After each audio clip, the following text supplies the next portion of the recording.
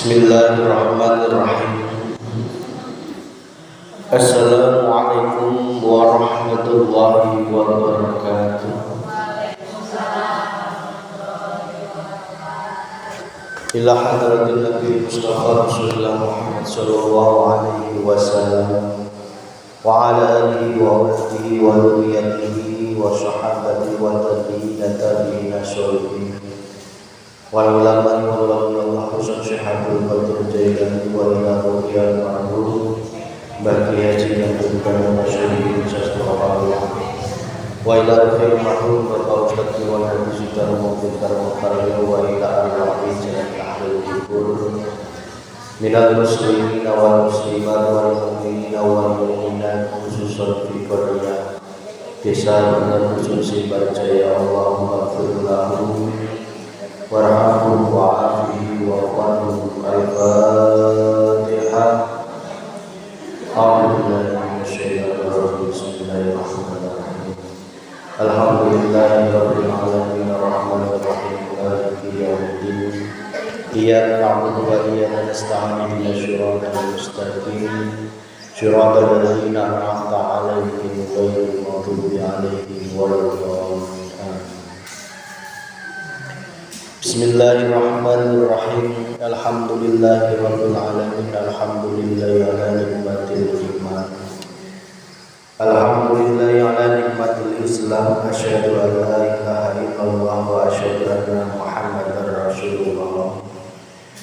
Allahumma shalli ala sayyidina Muhammadin wa ala ali sayyidina Muhammad sallallahu alaihi wasallam. Yang dimuliakan Allah, ibu-ibu jemaah pengajian dinten sore Jumat sore, alhamdulillah pada kesempatan yang berbahagia ini kita semuanya dapat kembali diperjalankan oleh Allah, dapat kembali digerakkan oleh Allah, dihidupkan, dikuasakan oleh Allah, sehingga kita semuanya dapat berkumpul pada majelis Thalabul Ilmi yang mana semoga pertemuan kita pada kesempatan sore ini mendapatkan ridho dari Allah Subhanahu wa ta'ala.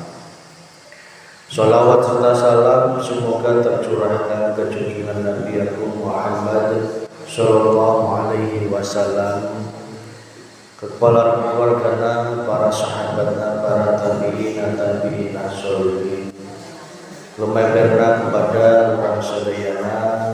Semoga orang sadayana menang syafaat fi dunya wal akhirah. Amin ya rabbal alamin. Ibu-ibu yang dimuliakan Allah, pada kesempatan sore ini kita masuk kepada pasal ke-31 yang berjudul berlaku zuhud menyebabkan bertambahnya besarnya amal. Berlaku zuhud menyebabkan bertambah besarnya amal.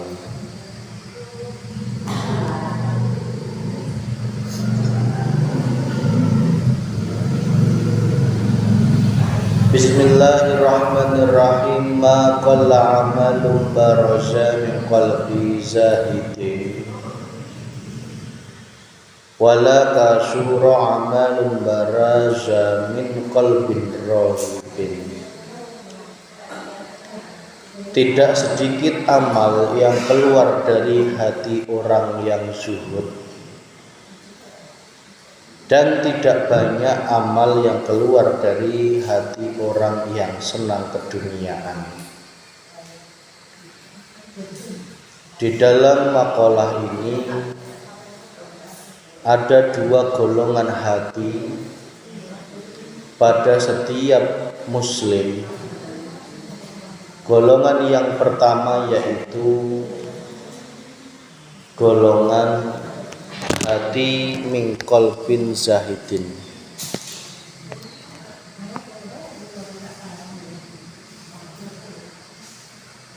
golongan hati min qalbin zahidin, yaitu golongan hati orang-orang yang hatinya selalu zuhud kepada Allah Subhanahu wa taala. Golongan yang kedua yaitu min qalbin rahibin.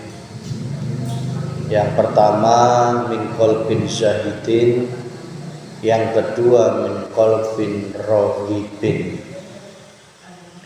Min qalbin zahidin yaitu golongan orang-orang hati yang selalu zuhud kepada Allah Subhanahu wa taala. Yang kedua rohibin itu yaitu hati orang-orang yang senang dan dibutakan mata hatinya terhadap kesenangan dunia. Apa itu yang dimaksud dengan zuhud? Hati yang zuhud min qalbin zahidin itu apa? Hati yang zuhud itu adalah hati yang sudah kondisinya meninggalkan segala sesuatu selain Allah di dalam hatinya. Hatinya sudah tidak terpengaruh lagi oleh gemerlapnya dunia, meskipun secara zahir, secara jasmaniyah dirinya ditempatkan di tempat kemewahan. Hati yang zuhud adalah hati yang selalu tidak melihat keadaan yang ditampakkan oleh Allah. Hati yang selalu tidak tertipu oleh kesenangan dunia, tetapi justru di dalam hatinya selalu terus menghadap kepada Allah, meskipun secara jasmaniyah dirinya ditempatkan baik di dalam kenikmatan dunia berupa kekayaan maupun berupa kekurangan harta, hatinya sudah tidak terpengaruh.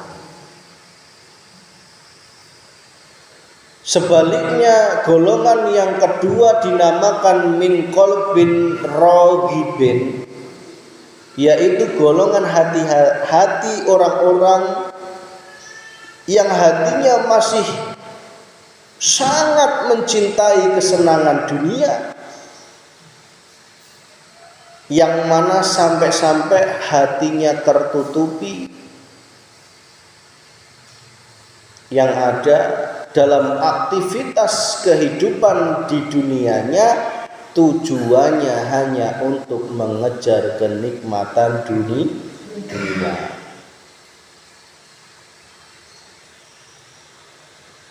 Maka ada perbedaan yang sangat mencolok kondisi dua hati ini, yaitu amal perbuatan orang yang zuhud itu akan bernilai besar dan mulia di mata Allah meskipun cuma satu, dibanding amal perbuatan orang yang hatinya min qalbin rohibin, yang masih mencintai kesenangan dunia meskipun dia beribadah sepanjang masa. Coba renungi. Karena kebanyakan hati manusia masih terjebak di min qalbin rohibin, hati yang dalam ibadahnya masih kesusupan kesenangan dunia. Gimana bernilai kualitas di hadapan Allah, wong ibadahnya masih karena, mohon maaf, ingin dipuja-puji makhluk. Itu kesenangan dunia tuh. Siapa sih yang gak senang dianggap menjadi orang yang soleh, menjadi orang yang alim? Pasti nafsu hati mengatakan bangga jika dianggap orang lain menjadi orang yang soleh, padahal itu ujian yang besar dari Allah Subhanahu wa ta'ala.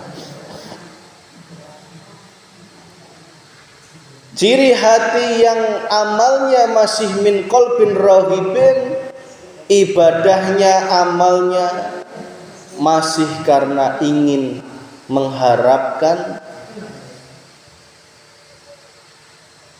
mengharapkan upah dari Allah yang wujudnya rezeki, yang wujudnya kekayaan, jabatan dan lain sebagainya. Meskipun beliau beribadah sepanjang masa sekalipun, jika hatinya masih menghadap kesenangan dunia, maka ibadahnya kurang berkualitas di hadapan Allah Subhanahu wa ta'ala. Coba renungi, dari jutaan, miliaran orang yang sekarang naik haji, coba lihat nanti antara sebelum naik haji dengan sesudah naik haji itu ada bedanya apa enggak, gitu wae.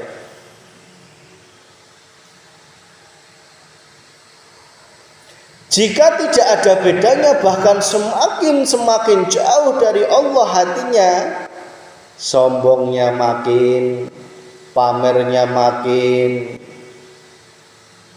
tingginya makin nambah, berarti itu tergolong hati min qalbin rahibin.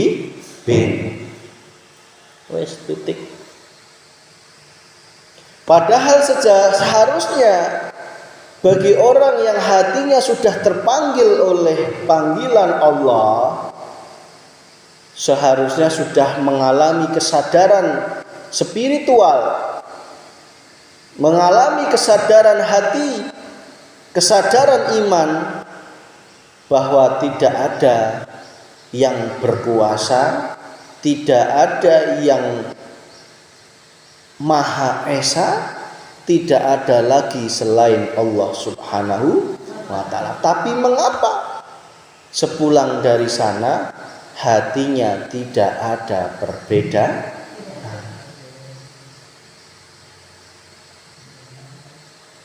Ini Bu, maka kami mengajak, tolong ibadah itu jangan karena hawa nafsu.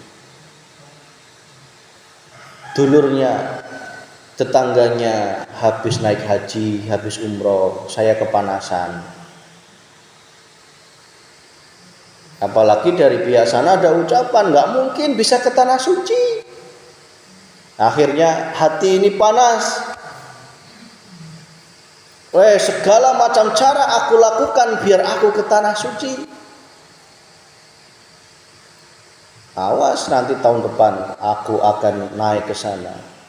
Ini berarti ibadahnya masih ke bawah hawa nafsu.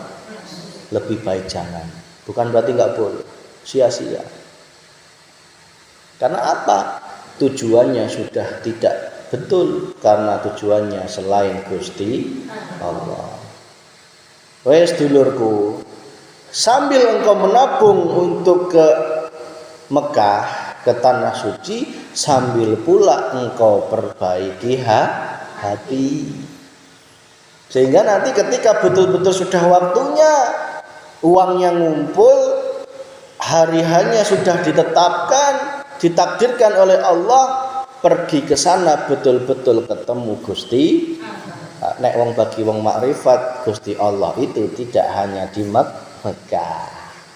Neng kene wis ketemu Allah, apalagi di sana.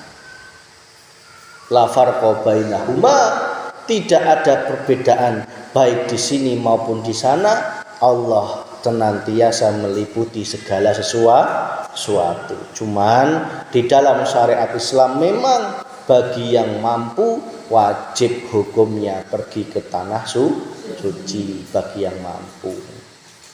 Kalau yang belum mampu, ya kita minimal berdoa kepada Allah. Sukan-sukan ayak jalan tadi itu. Lamun tak bisa haji ya minimal umroh. Yang penting jangan karena kepancing hawa nafsu. Itu ya Bu ya. Nanti malah habis harta, habis waktu, habis tenaga di sana tidak dicatat ibadah oleh Gusti Allah. Malah semakin menjadikan hati kita kotor. Kenapa? Karena kebanyakan orang yang dari sana nyampe sini merasa paling soleh. Nauzubillah. Inilah ciri kondisi hati min qalbin rahibin, hati yang penuh kesenangan dunia di dalam hatinya. Meskipun secara jasmaniah dibalut oleh kesolehan, dibalut oleh keimanan, dibalut oleh ketakwaan seolah-olah, tetapi hatinya yang ada adalah mencintai hubbud dunia. Ingat, hubbud dunia itu khotiatun kabiratun, dosa yang sangat besar. Ayo, khotiatun kabiratun, dosa yang sangat besar. Jangan dikira kesenangan dunia itu tidak merusak amal. Engkau dalam beribadah ada tendensi sedikit saja, karena selain Allah, diniatkan rezeki, diniatkan penglarisan, memang laris betul. Nggak percaya, buktikan. Sholawat 1000 kali, 1.000.000 kali diwafakkan, diistiqomahkan, setiap apa, jumlahnya berapa, niatnya sugih temenan. Nggak bohong saya, laris temenan. Tetapi ingat, di balik itu semua Allah akan meminta tumbal, Allah akan meminta pertanggungjawabkan. Menungso, kenapa sih ibadahmu ada tendensi kepentingan selain aku Allah? Maka sudah saatnya aku meminta pertanggungjawaban kepadamu untuk aku bersihkan sebelum engkau masuk ke alam akhirat. Kasih hartanya semakin banyak, semakin dia rajin sedekah, niat sedekahnya karena hartanya semakin banyak dibanyakkan oleh Allah. Semakin dia rajin duhanya, tahajudnya, niatnya ingin kekayaan, semakin ditambah hartanya. Itulah yang dinamakan penglulu istidratnya Gusti Allah. Tapi ingat, ada waktunya, itu semua harus dipertanggungjawabkan di hadapan Gusti Allah. Punten, yang namanya pesugihan itu tidak hanya pesugihan hitam, tetapi pesugihan putih pun itu juga dimintai pertanggungjawaban oleh Allah Subhanahu wa Ta'ala. Ya. Jadi Allah itu Maha Pemberi, Allah itu Maha Pengasih Ar-Rahman. Orang minta apapun dikasih. Tetapi jika dalam ibadahnya ada kepentingan selain Allah, pasti akan ditanya oleh Allah, wa ma khalaqtul jinna wal insa illa liya'budun. Bukankah hidupmu hanya untuk aku Allah? Tapi mengapa engkau selalu mengejar kesenangan dunia? Semakin hartanya melejit, tiba-tiba diberikan sakit oleh Allah, tiba-tiba diberikan kehilangan, tiba-tiba diberikan ujian oleh Allah. Itu wujud kasih sayangnya Allah untuk mengingatkan kembali ke jalan yang lurus.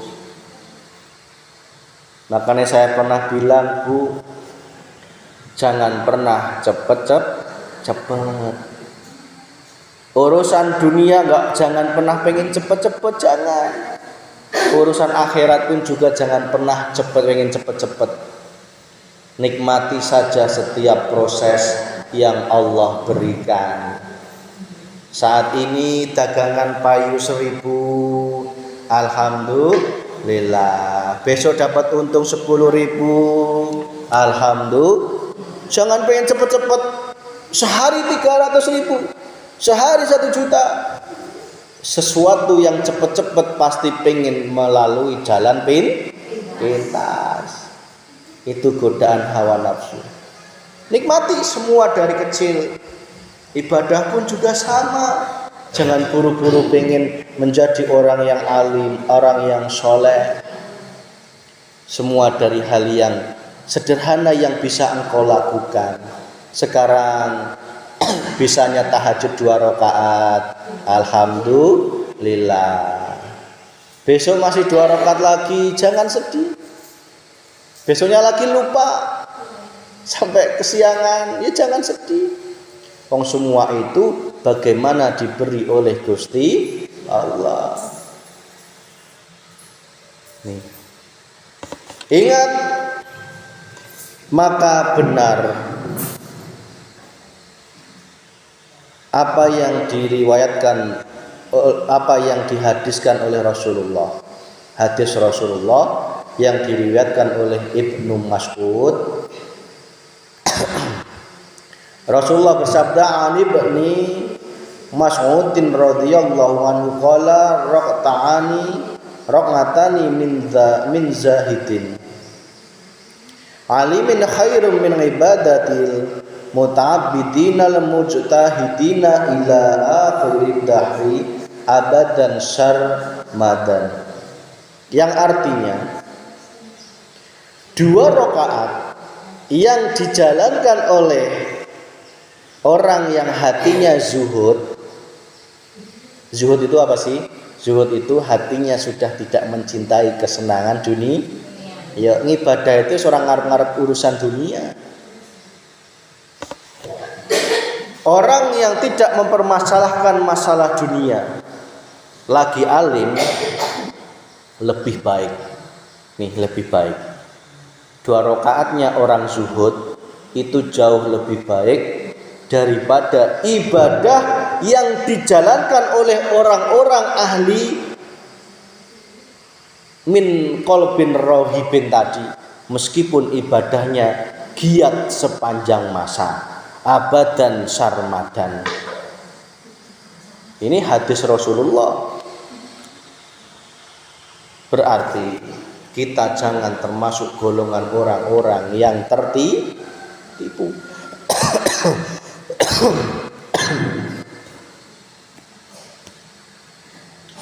Seolah-olah ibadah kita sudah giat sepanjang masa, tetapi ibadah kita masih ada kepentingan selain Allah, maka ibadah 2 rakaat lebih baik bagi orang zuhud. Apalagi orang zuhud ibadahnya sepanjang masa. Alhamdulillah. Itu yang diinginkan oleh Allah. Artinya apa, Bu? Allah itu betul-betul melihat segala sesuatu itu adalah hati kondisi manusia. Jika kondisi manusia itu masih tercampuri urusan selain Allah, itulah hati yang min qalbin rauhibin. Jika hatinya sudah suci murni, tidak ada kepentingan selain Allah, itulah min qalbin zahidin, orang-orang yang hatinya sudah zuhud. Maka janganlah engkau tertipu oleh mata dohiriyah ini.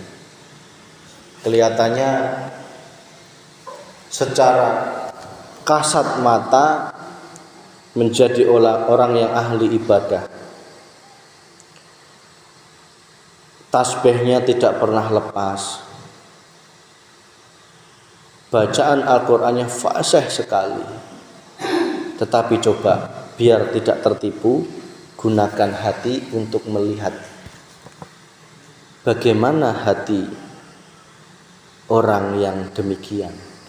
Jika di dalam perkataannya, jika di dalam perbuatannya, jika di dalam perasaan dan hatinya masih kecampuran selain Allah, pasti yang keluar adalah sesuatu yang negatif.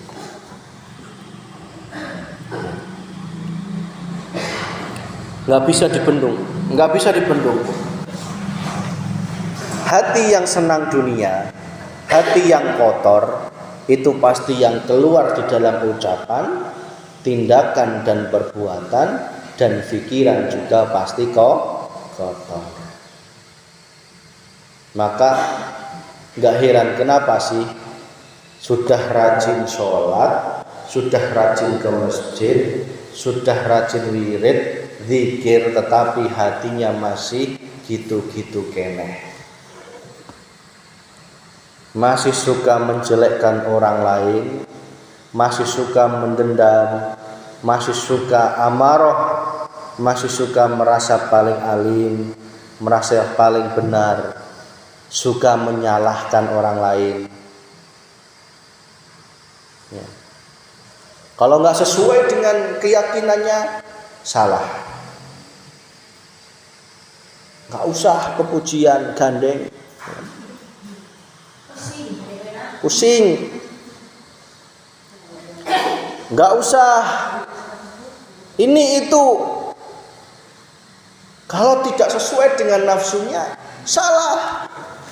Padahal di dalam syariat, apa sih yang melarang kepujian? Ada dalil yang melarang kepujian? Tidak ada. Justru yang diminta oleh Allah, perbanyaklah zikron kasiron, karena pujian-pujian itu termasuk wujudnya zikir kepada Allah, menyebut nama Gusti Allah. Kok ada orang yang melarang zikir, melarang puji-pujian, berarti hatinya masuk golongan min qalbin rohibin. Nauzubillahi min belum. Ini serius. Karena apa? Di dalam hati orang yang terlihatnya alim, Allah masih bisa mensusupkan nafsu, yang mana nafsu itu sangatlah samar, yang wujudnya merasa paling benar. Nih, yang wujudnya merasa paling benar. Kok masih merasa itu, merasa ini, merasa akunya, itulah nafsu yang samar.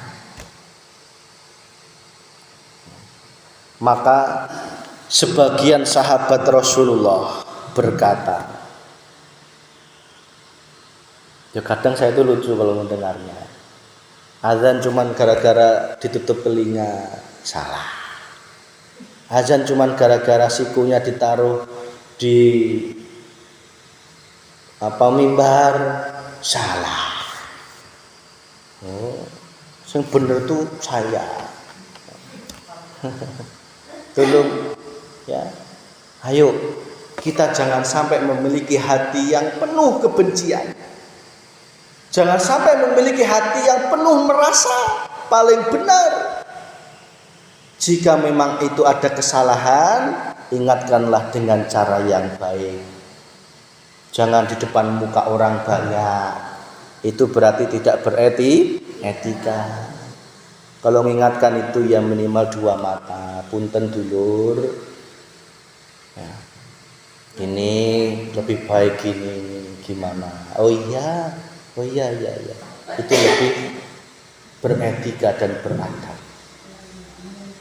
Jangan sampai niatnya mungkin baik, caranya salah, menjadikan penerimaan hati di orang lain menjadi salah. Sehingga akan memecah belah persatuan. Yang tadinya ingin akur, ingin rukun, guyung, karena hati min qalbin rohibin menjadi pemecah belah umat. Itu. Sebagian sahabat Rasulullah berkata di hadapan para tabi'in. Tabi'in itu siapa sih? Tabi'in itu setelah sahabat Rasulullah wafat, itu namanya generasi tabi'in. Setelah tabi'in siapa? Tabi'in as-solihin, orang-orang soleh. Tuh.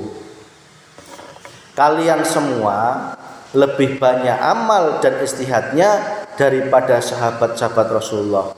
Akan tetapi mereka lebih baik daripada kalian. Zamannya tabi'in itu amalnya itu jauh lebih mulia, lebih banyak dibanding zamannya Rasulullah. Karena apa? Rasulullah itu sibuk perang. Zamannya sahabat itu sibuk perang, sehingga Kudune duha perang lagi gitu loh. Dikit-dikit dikejar musuh. Tetapi ingat kualitasnya zaman sahabat jauh lebih baik. Zamannya sekarang dibanding zamannya Rasulullah jauh. Jadi semakin kesini tuh ibadah semakin sering, tetapi kualitasnya semakin minim. Karena apa?